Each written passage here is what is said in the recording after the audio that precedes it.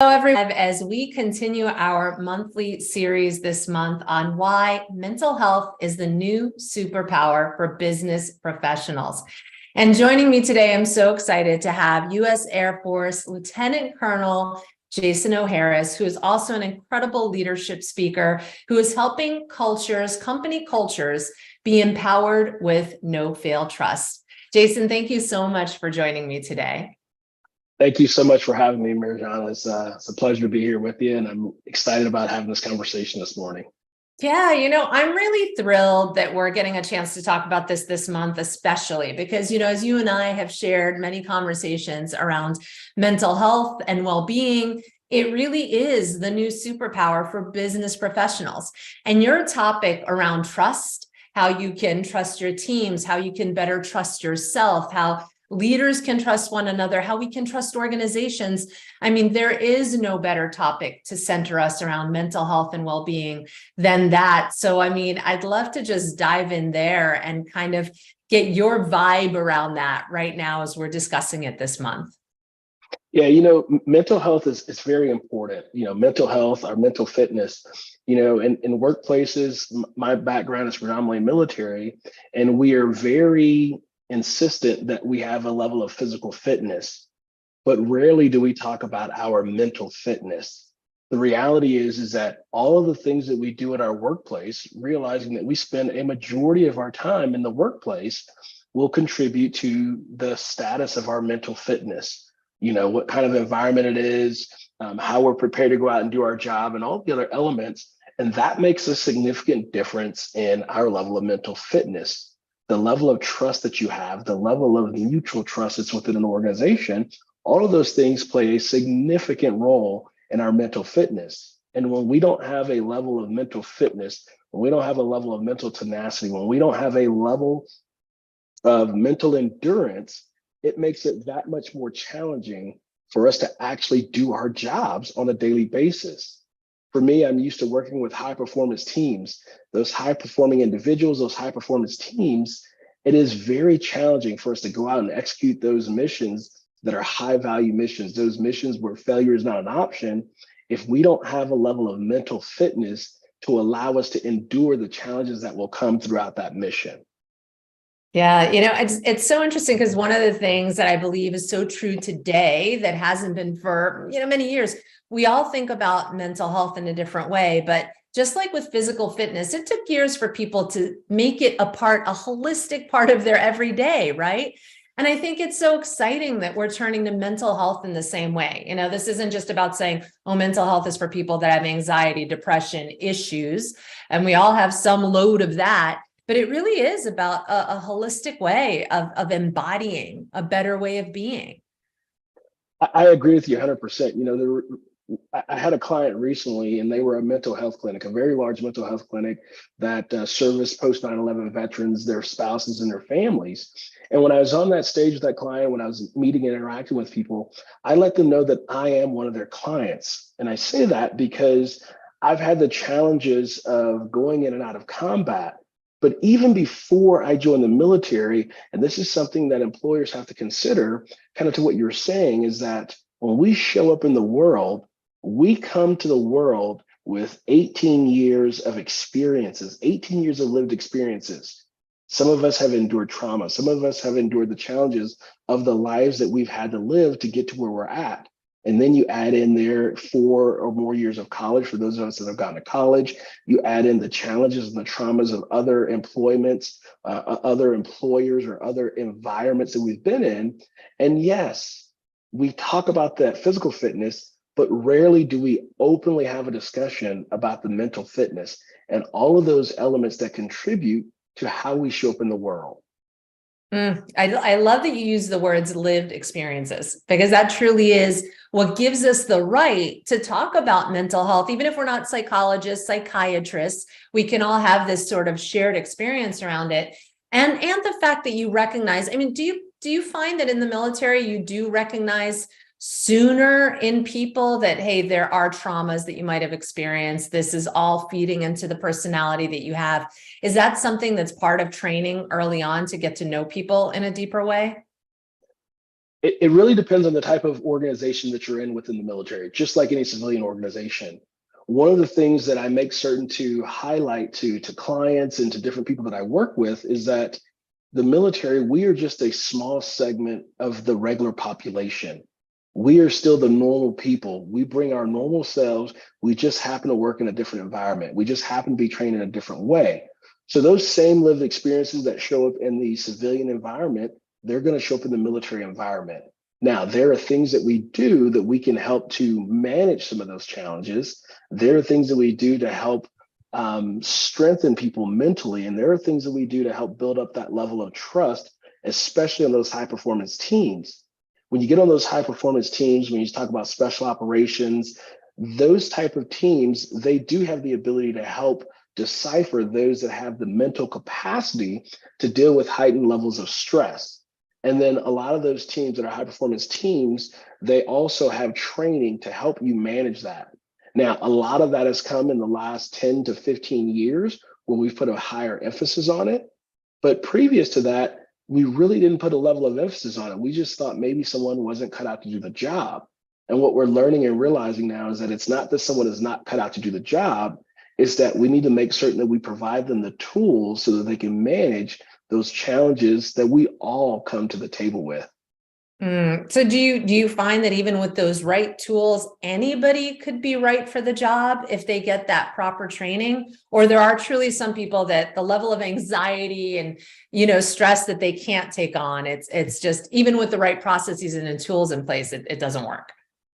So your question is a little bit of a challenging question. Let me first say this. No, you cannot just train anybody for the job. The reality is that not everyone is a good fit for the job. I read a book recently called Attributes by Rich Davini, who's a retired Navy SEAL, and he outlined some really neat things about attributes that they're looking for this high performance team that he was selecting people for. Now imagine, Mirjana, imagine that you brought in some of the world's best operators, people who've already been in special operations, special forces, Navy SEALs, whatever the case may be. They're already operating at this extreme level. And then they have to make a selection, a determination that this person is not qualified to be on this more high performing team, higher than the basic entry level of a Navy SEAL or a special operator. They had to discern what those attributes were that determined that they were looking for. So just because someone is a high performer doesn't mean they're the right fit for my team based on the mission and based on the organization that we've put together. So while we can train people to have a level of mental fitness, that doesn't mean that I can put anyone on that team.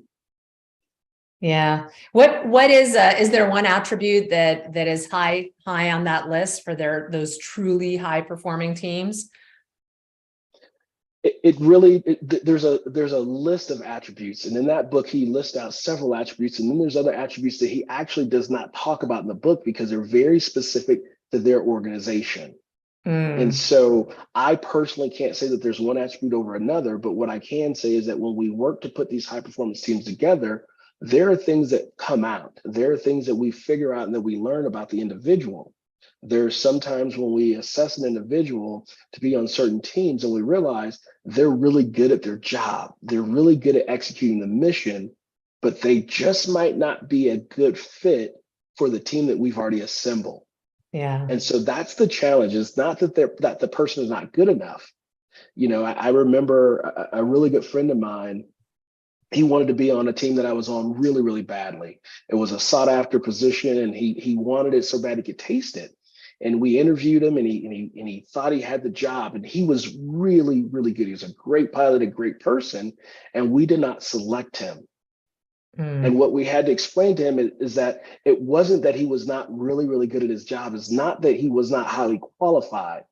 The reality is that he was not a good fit for the team. And so as a person, when you're putting these high performance teams together, you begin to have the ability to discern the various attributes based on the team that you're building. You might build a team today that's designed for one type of operation, and you require certain attributes. Then tomorrow or next week, you want to build the next team. And that team, the people that you didn't select for team one, you might actually want those people for team two because the mission is different, because the objectives are different. And that person that you didn't select for team one actually has the attributes that you want to highlight in team two. So great. It calls out for me nuance and intention, right? And even in the corporate world, if we start looking at building teams with more of this nuanced perspective of how are the individuals a fit for one another and the mission and all of that, which, again, I think some organizations are doing it better than others, but it's certainly something that organizations, and you could speak to this more because you're out there speaking to a lot of leaders. Is that what you're finding, that even as you talk to them about building trust within their organization, that's kind of coming up as the aha for them, the different ways and the level at which they could look at this in a more nuanced way? Absolutely. When I talk to leaders, whether it's in a C-suite fireside chat or it's actually delivering a keynote, one of the things that comes up is this idea of how do we make certain that we select the right people? And then the other part of that conversation that comes up is, once we select the right people, how do we know that we've provided them all the equipment or tools that they need to succeed? And then beyond that, the other piece of the puzzle that comes up is this idea of, what if they're just not actually performing at the level that I want them to perform at?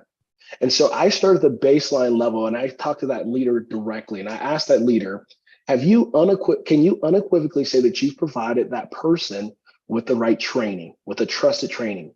Did you provide that person with the trusted processes?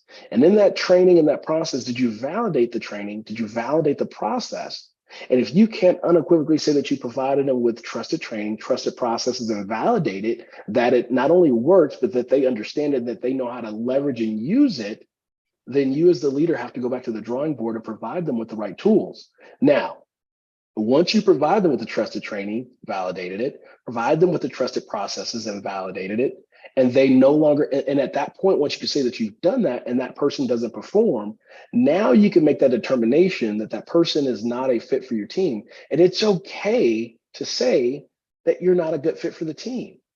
And it's okay as a leader to actually help them find something that's a better fit for them. The challenge that we have is that we've tried to put people in a box based on a job description. And sometimes that's actually very limiting to those individuals who have so much more capacity and so much more capability, because we as leaders have not actually had a conversation with that person to find out where their passions truly are and to find out what their real attributes are that are going to contribute to them actually being really good at what you have them doing in your organization and on your team.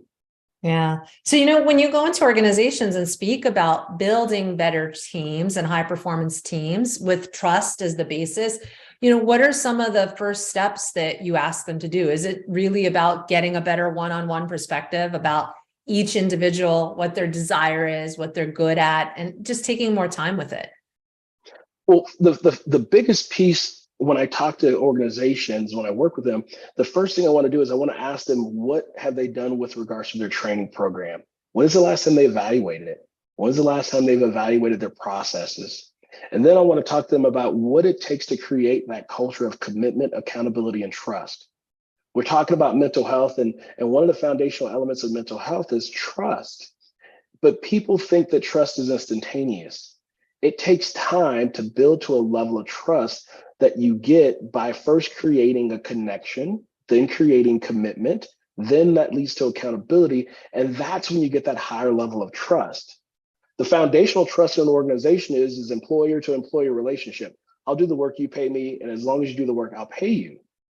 But beyond that, we have to provide these other pieces of the puzzle. So when I go into an organization, I want to ask, what are you doing with your training program? What are you doing with the processes? And what are you doing to facilitate a level of trust by also creating a psychologically safe environment that people feel comfortable, that when they don't have the right training or they don't feel comfortable with the training or they feel unsafe, then they're able to speak up, and you actually created that environment. That's kind of foundational. And from there, we start building and figuring out what else we need to uncover, what else we need to unravel, and what other questions do we need to ask. You see the C-suite at the top, they're a bit removed from the frontline workers in a lot of larger organizations. And there are questions that we have to ask the frontline employees or frontline team members. And then there are questions and conversations that we have to have with the C-suite so that we can find out that proper mix in the middle to where there's an alignment and we build on it to create that commitment, create that accountability, and create that level of trust that allows people to have a better mental fitness within that organization. Yeah, and it really is creating that bridge, like you said, between the higher level C-suite and your frontline employees, and making sure that they really understand it is their job too, and incumbent on them to also share, hey, I'm not getting the level of understanding. What do you find is the biggest barrier to people doing that? Is it really on the C-suite leadership to create that psychological safety first? Or do we have to just from the ground up help people understand, no, you already are empowered. You are already an adult with lived experiences that you're bringing to this job, right? Chicken or egg, which way does it go? I think it starts in both places. You can't have one without the other. They have to coexist. The frontline worker has to be willing to speak up when something is not right. They also have to feel safe. That C-suite person has to be willing to provide the tools, the training, the onboarding that's required for that frontline person to understand what's right and what's not right, for that frontline person to have a level of comfort that if they say something, that someone is going to actually respond, that they're going to listen to them. And when you put those two things together, now you create this environment where we're working together mutually for the benefit of everyone involved. But it's not one's responsibility over the others. And yes, we all come into an organization with those lived experiences. That frontline employee, they might have worked on a different team that had a different culture. That culture might have been, we do a level of onboarding for 6 months to a year, and then we send you out to do the job. Whereas they might go to another organization and say, look, you're going to hit the ground running and all of your learning is on the job training. Well, then how do you define when they're actually qualified and truly empowered? That word empower, people use that word very haphazardly, in my opinion. And the reason I say that is because you can't just say you're empowered if you haven't provided someone with what they need to be empowered. If I tell that story about being in the back, that loadmaster being in the back of the airplane and telling me, the pilot, the CEO of that airplane, to go around and to do something. They literally are directing me and commanding me, the CEO of that airplane, to do something. Well, I can't just take that loadmaster who's fresh out of high school and go, hey, here are the books. You're empowered. Go and run the back of the airplane. You now are in charge of 80% of my airplane. I have to give them the tools to then empower them. They need the training. They need the processes. And it's only when I've provided them with those skills, the training, the process, help infuse the 7 skill sets that we talk about, it's only then that I can say you are now empowered. And it's only then that once I have done all of those things and empowered them, that I can actually trust that when they speak up, when they say something, when they utilize that level of assertiveness, that command intention, it's only then that I can say, I heard you, I understood you, I'm going to acknowledge you, and I'm going to execute this go around because I know with 100% certainty that you know what you're talking about. Yeah. Yeah, that Loadmaster story is so important for anyone listening here that's not familiar with it. Can you just provide that back end context to it? Yeah, absolutely. The idea is that when I'm flying that airplane, that C-130, that C-17, whatever that cargo airplane is, we have a crew member in the back of the airplane who I consider one of the most important people. That's that 17, 18, 19-year-old, fresh out of high school, video game expert who is our loadmaster. That loadmaster, they're responsible for loading and unloading the aircraft. They're responsible for making sure that the cargo is calculated mathematically to know where the fuel should go, where the load, the different pallets of equipment should go, where the people should go, so that when we take off and land, everything is exactly where it's supposed to be at and in the proper weight and balance position of that aircraft. They are responsible for more than 80% of the airplane. And so at any given time when we're getting ready to make a perfect landing, that loadmaster can say, go around. When that loadmaster says go around and I'm about to make the perfect landing, imagine they can't even see out of the front of the airplane. They're in the back and they tell me, the pilot, to go around. I immediately execute a go around. And the reason I execute that go around is because that loadmaster has commanded me to go around. And it's not until we get a safe distance away from whatever that danger was that I will then ask that loadmaster, why did we go around? And that loadmaster will succinctly tell me, pilot, the reason we went around was because I could see something that you could not see. Yeah, that's, the first time that you shared that story with me, but really reminded me, these are 17, 18, 19-year-olds, like you said, just finished high school, video gaming with their friends, and you are putting your life in their hands. And it really just puts it into such focus, even in just the corporate world. Like you said, those frontline workers, truly how important they are to the company. And how do we get senior leaders to really pay more attention to them, especially during the time of, like, again, all the conversations around millennials, the younger generation. Oh, they want so much. They want us to believe they know everything. But in some cases, they do know things better than we do, who might have been at the company for so long. How do we get the different generations to start working together better? I think it first starts with the conversation. One of the things that I love to share, people get excited about that story and it's humbling that they get excited about it. But one of the things that I love to share, Marjana, is that story, that 17, 18, 19-year-old fresh out of high school, a young person that's in the back of my airplane that I've entrusted my life to, the reality is that the C-130 aircraft that I spent some time flying in the Air Force, those came online in the late 50s.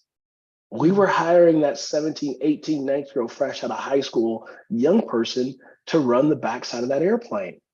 Well, here it is in 2023, and we're still hiring the 17, 18, 19-year-old young person to be a load master, to control more than 80% of my aircraft, and that I will still trust my life to. So generationally, while there may be some differences, yes, in the late 50s and 60s, there were no cell phones, there was no social media. It was a black and white TV that cut off at 11, 12 o'clock at night and went to a rainbow screen. And so, yes, it was different times, it was different environments. But the reality is that we can leverage conversations and getting to know those people that are in a different generation than us. It's not that any generation is any better or worse than the other. It's that we just have to understand the context that they show up with. We have to meet them where they are at. And as leaders, we have to understand how to have a level of empathy, understanding where these people are coming from and what their frame of mind is and what their frame of references are. When you sit down and actually have a conversation with someone across a generation or across any of the other spectrums, you realize that we actually have a lot in common. We all kind of want the same things. We're all chasing this dream of success and being able to provide for our families. The difference is the time in which we were born, the time in which we were raised, and our lived experiences. Those are the things that change. But fundamentally, we all want the same things. But we won't know that unless we have a conversation that allows us to connect with each other and understand where we're coming from. The older person or the more mature senior person, they might say, hey, I don't do texting. I need a phone call. That younger person might say, great, thank you for letting me know that. I will be sure to call you. And that younger person might say, hey, well, can you meet me halfway? Could you just text me and let me know when it's okay to call you? And so, but again, we don't understand these things unless we're willing to have a conversation that allows us to connect. Yeah. And you're so right. It's that conversation that creates that psychological safety too. And, you've even shared that with the Loadmaster story. The first time these young people are trying to tell you to go around in those practices, you shared with me, they're nervous. They're like, I can't tell Lieutenant Colonel Jason O'Hara's to go around. And they have someone sitting next to them saying, no, this is what you do. And again, creating that psychological safety, like this is the process we have all bought into. We are relying on you to be this way, right? Yeah, what we have to do is we have to model behavior. For us in the military, we model that when we start our training, and we model certain behaviors that we want people to actually emulate. In organizations, oftentimes there's this idea of I have an open door policy. If you see something, say something. And then you go to knock on that open door, they tell you basically, no, it's off limits. And you say, well, I'll come back another time. Typically, once someone is shut down 2 or 3 times, and for some, that first time, they're no longer going to talk to you. They're no longer going to bring you their problems and their challenges. And if they bring you something and they tell you something and you don't do anything about it, or at a minimum, listen to them and acknowledge them and understand why they felt it was a concern, then the next time they're not going to bring it to you. And consider this, that frontline person who sees what's really happening in your organization, on the assembly line, at the front desk of a large hotel chain, wherever that frontline worker is, you know, large utility company digging up power lines or laying power lines, the first time they bring something to you and you don't do anything about it, or you ignore them, the next time they're not going to be so willing to bring that to you. And now imagine how many things that they are seeing that you, the person in upper management, middle management, in the C-suite, imagine how many things you cannot see that they are seeing on a regular basis, and they are consciously choosing not to bring it to you because you have not created a psychological safe space for them to feel comfortable bringing the challenges to you that could ultimately save lives and improve your bottom line. Yeah. Yeah. And also that, like, again, that validation that they are a valued member of your team, that you value them, their insights, all of it. And I can't help but think how this also transcends into our lives at home, trust between partners, trust with your kids, right? How, I mean, do you feel like your work in this space has made you a better father, a better husband, a better, a better friend? Do you employ the trust piece of it in a different way? It has made me a better person. It's made me a better spouse. It's made me a better father, a better friend in so many different ways. Realizing that, for example, with my home, I can't just say, trust me, I got this figured out. I have to lay things out. I have to actually have that conversation with my spouse. And at times I have to have that conversation with my daughter and explain, hey, this is why I'm doing this. This is what I'm doing here. And then when I lay that out and they understand that, because we've created that conversation to begin with, creates that connection. And then we also have a level of accountability. They expect me to do certain things. And if I don't do it, then they're going to say, well, maybe you're not as committed. Maybe you're not as accountable. And I don't think I'm going to be able to trust you the next time you say that you're going to do something, because you didn't hold your own self accountable. So your level of accountability goes down. And then also creating that psychological safe space for my daughter to be able to say, hey, Dad, you remember that thing you taught me? I noticed that you did it wrong. And I'm like, oh, wait, that could actually cause us a problem. Thank you for bringing that up. And so the same with my spouse. She knows my content probably better than I do. And at times she will tell me, I think you should go around. I don't think you should say it that way. I think you should reevaluate why you're doing this. Hey, I think you might want to consider this in your work or in the job, because I do have those conversations with her. Now imagine how I would make them both feel if I just says, no, you know what? I really don't care what you have to say. Your words aren't important to me. Your input is not valued. Now they won't feel validated. They won't feel valued, and they probably won't care if I ever come home. You know, and so it is important that we operate in the same context in our home life, just the same as we do in our workplace. Oftentimes, we do all of these great things at work, and we really dial into people, and we're like great leaders at work. And then we come home and we forget about all of those lessons. And we treat the people who are supposed to be there when all else goes wrong, when our health fails, we treat them with a level of disdain, a level of disrespect, and a level of devaluing.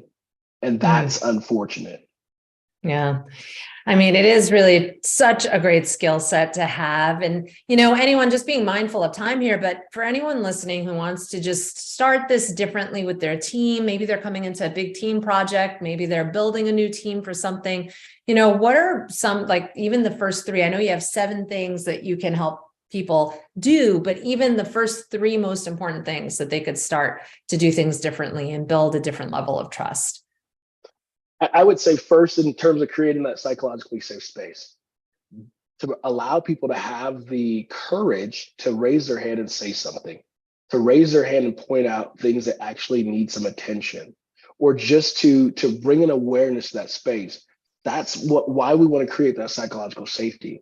And a simple thing that we could do to create that psychological safety is making certain that we hear, understand, and acknowledge people.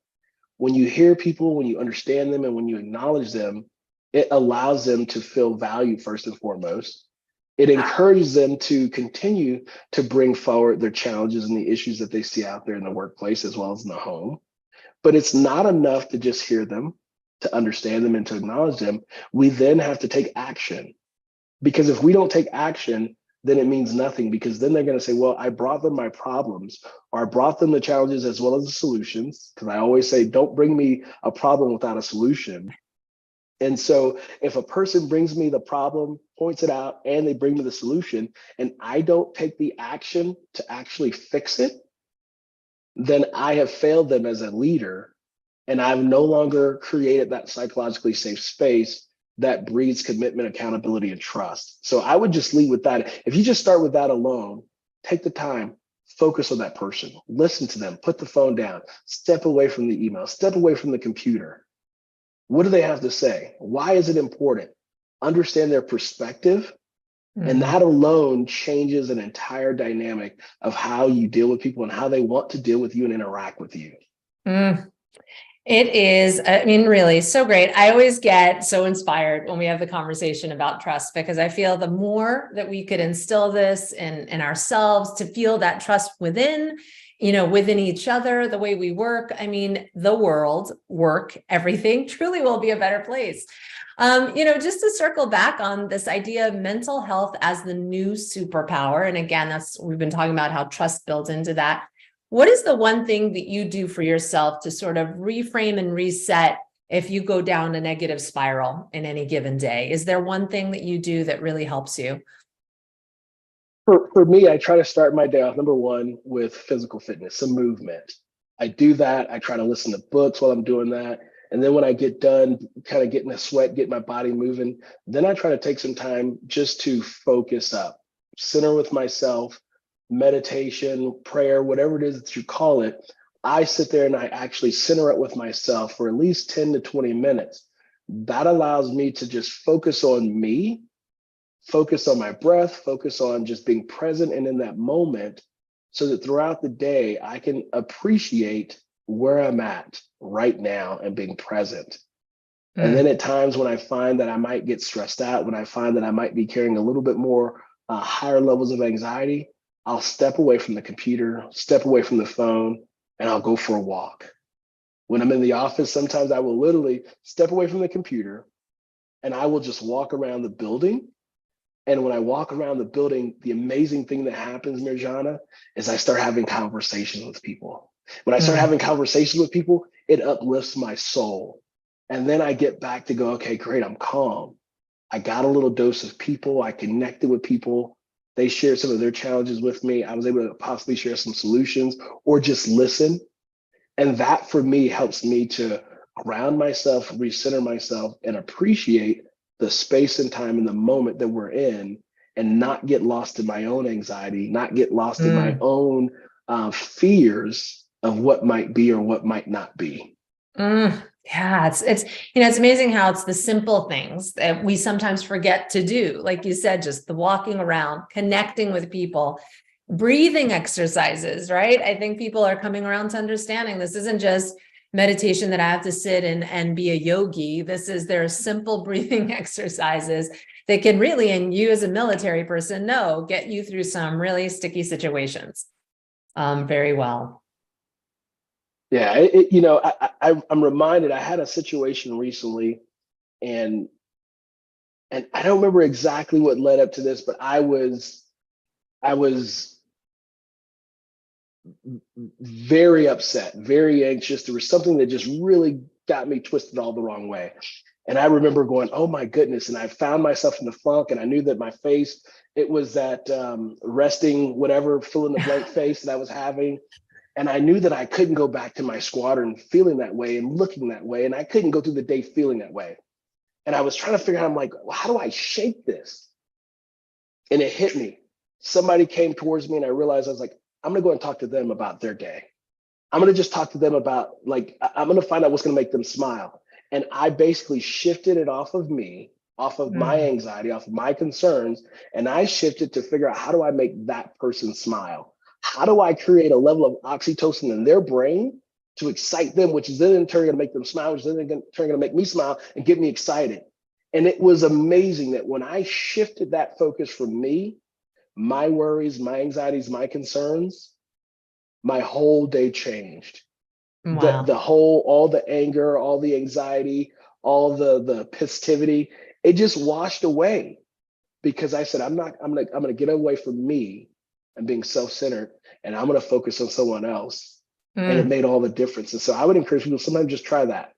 When you're feeling like all down, when you're feeling like life is coming to a screeching halt, or everything is just loaded up on your shoulders and your back, and you feel like you can't handle it anymore, shift the focus, talk to somebody else, make them smile, make them feel good about themselves. It seems so simple, but oh my God, like literally it works. Wow. Yeah, it's so great. I mean, to be able to switch your mind though, to think that you have any energy to help someone else when you're feeling so down, but you're right. It's like, sometimes it's easier just to help someone else before you can help yourself. Such great lessons. Jason, thank you so much. Thank you for all the work that you're doing out there. I mean, leadership, culture, better, higher performing teams. You're out there talking to so many companies. Are there any quick stories you want to share from recent events that you've done, where some of the feedback, some of the aha moments that you've heard? I've done a couple of events recently that were a lot of fun. One of the events that I did was, it was the Building Service Contractors Association. And these are large and small organizations that primarily service large facilities, from janitorial services and hospitals to corporate buildings, you name it. These organizations were doing that. And some of the aha moments were what they were taking away in terms of how they were going to go back and reevaluate the conversations they were having. Some of the feedback that I got was for them to understand that they have the power as the owners, CEOs, and C-suite members of these organizations, that they have the power to connect with these people that are on the front lines. And in doing that, that could completely change the dynamics of their turnover rates. Because now just the conversation from someone that's in a higher position, it now makes that person feel valued, that person was willing to come and speak to them. And they were saying that just realizing that allowed them to appreciate that they could directly influence their productivity, and they could directly influence the level of turnover of their organizations just by starting with conversations. So that for me was powerful to hear that from feedback in the audience. And so that having those kind of aha moments for me is powerful. I think one of the other big ones that I get regularly, and it's happened recently, is I talk a little bit about imposter syndrome. We're talking mental health, and that plays into that mental health, that mental fitness, because when we have this idea of imposter syndrome, that maybe I'm not the right person, or maybe I'm not fit to do this job, that begins to raise our level of anxiety. And as it raises our level of anxiety, we get levels of stress, and then our performance actually goes down. And what I share is that I've experienced those moments of feeling like I'm an imposter. And when I share that, they recognize, and they'll come up and share with me that it was helpful for them to know that they're not the only ones. It was helpful for them to appreciate that I've learned how to manage that, not just ignore it, that I acknowledge it, face it head on, and that they can have ways that they can face that imposter syndrome head on, and that they can leverage training and process in their job and executing to empower themselves to then overcome the anxiety that comes along with an imposter syndrome mindset. Yeah, that's it. And it can be as simple as just, again, taking that breath and reminding yourself, you belong here. You have the lived experiences that bring you to this moment and that give you the expertise. And so it's great that you're able to just remind them with such simple practices. But again, they only become like extraordinary when you actually practice them on a daily basis, and they're there to be used. So thank you again so much for your time today and some of these great nuggets. And, again, to everyone out there, mental health, we're not going to be just talking about this month. We all have our lived experiences. Mental health is the new superpower to business professionals. So whatever your topic, make sure you tie it in with that on a daily basis. And, again, Jason, thank you, because trust is everything to well-being. So thank you so much. Absolutely. I'll leave you with this final thought, Mirjana. As you said, mental health, it is that superpower for business. What I want people to recognize is some of the most elite military performers in special operations, the thing that sets them apart is their mental fitness, because they train to it every single day. If they didn't have the mental fitness, the mental stamina they would not be able to perform those missions at the level they perform them at. So yes, indeed, you're absolutely right. Mental health, mental fitness, that is the superpower that makes all the difference and high levels of success. Thank you so much, my friend. Great way to end it. Take care.